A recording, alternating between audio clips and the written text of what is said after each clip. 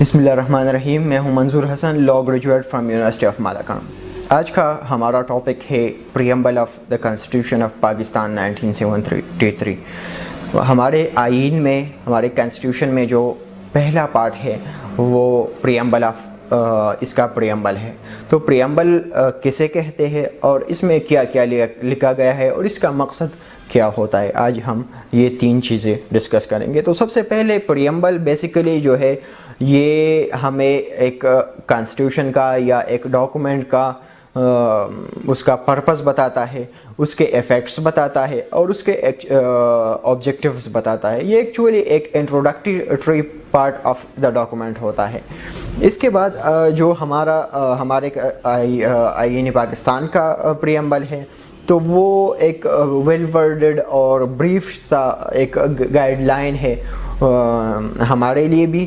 اور جب یہ قانون بن رہا تھا تو لا میکرز جو تھے, کانسٹیٹیوشن میکرز جو تھے, ان کے لیے بھی یہ ایک جو ہے گائیڈنس بک تھا یا گائیڈنس ڈاکومنٹ تھا ان کے لیے بھی. اب اس میں کیا ہے تو یہ ہمارا جو کانسٹیٹیوشن آف 1973 کا پریمبل ہے, اس میں چند چیزیں ڈسکس کی گئی ہیں جسے میں آپ کے سامنے بریفلی اس کے موٹے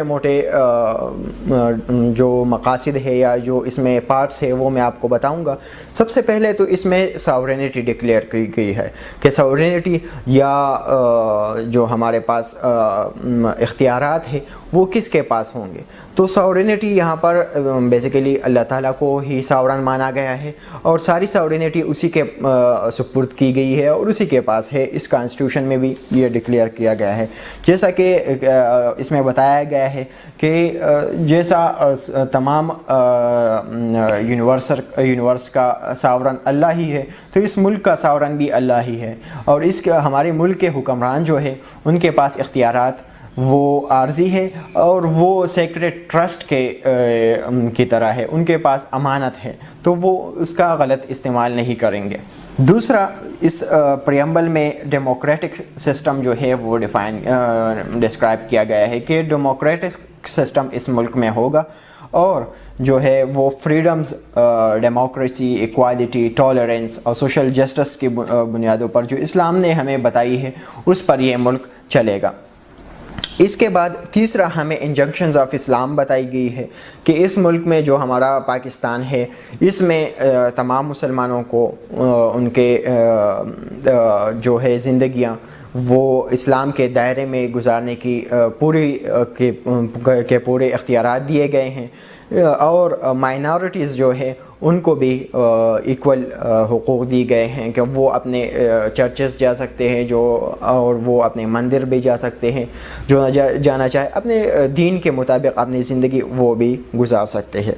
تیسرا جو ہے اس میں فیڈریشن اور اٹانومس یونٹس ڈسکرائب کی گئی ہے کہ ایک فیڈرل سسٹم ہوگا پر یونٹس جو ہوں گے, جو صوبے ہوں گے وہ اٹانومس ہوں گے, وہ اپنے لیجسلیشن خود کریں گے.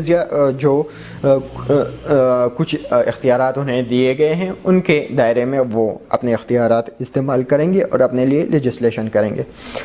اس کے بعد فنڈامنٹل رائٹس ڈکلیئر کیے گئے ہیں اس میں کہ fundamental rights shall be guaranteed, وہ کوئی انفرنج نہیں کرے گا. ایکوالٹی آف اسٹیٹس اس ملک میں ہوگا, opportunity and equality before law ہوگا, سوشل, اکنامک اور پولیٹیکل جسٹس لوگوں کو فراہم کیا جائے گا, freedom of thought, expression, belief, faith, worship, association اور یہ جو حقوق ہے یہ سب حقوق عام عوام کو دی جائے گی. اس کے بعد ہمارے پاس اس پریمبل میں انڈیپینڈنس آف جوڈیشری بھی ڈکلیئر کی گئی ہے کہ جوڈیشری جو ہوگی وہ انڈیپینڈنٹلی اور جسٹس کے لیے کام کرے گی اور یہ فلی سیکیورڈ ہوگی, اس پر کوئی انفلوئنس نہیں ہوگا.